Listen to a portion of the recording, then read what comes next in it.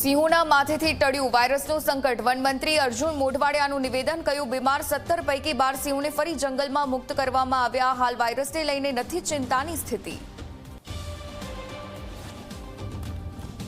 ભાજપના રાજ્યસભાના ચારેય ઉમેદવાર સોમવારે કરશે નામાંકન। બપોરે 12:39 વાગ્યે વિજય મુહૂર્તમાં ભરશે ઉમેદવારી ફોર્મ। મુખ્યમંત્રી ભૂપેન્દ્ર પટેલ, હર્ષ સંઘવી, જગદીશ વિશ્વકર્મા રહેશે હાજર।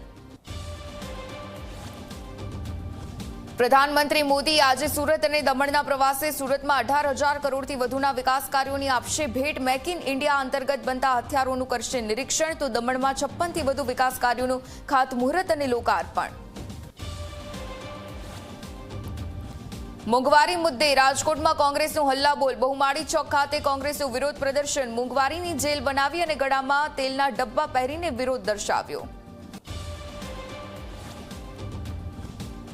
રિઝર્વ બેંક ઓફ ઇન્ડિયાએ જાહેર કર્યો રેપો રેટ। લોકોને ઈએમઆઈમાં કોઈ રાહત નહીં, તો વધારાનો કોઈ બોજ પણ ઝીકાયો નહીં। રેપો રેટ 5.25% યથાવત રખાયા। તમિલનાડુ ભાજપના પૂર્વ અધ્યક્ષ અન્નામલાઈનું રાજીનામું મંજૂર। નીતિન નબીને મંજૂર કર્યું અન્નામલાઈનું રાજીનામું। હવે અન્નામલાઈ નવો પક્ષ બનાવે છે કે કેમ તેના પર સૌની નજર।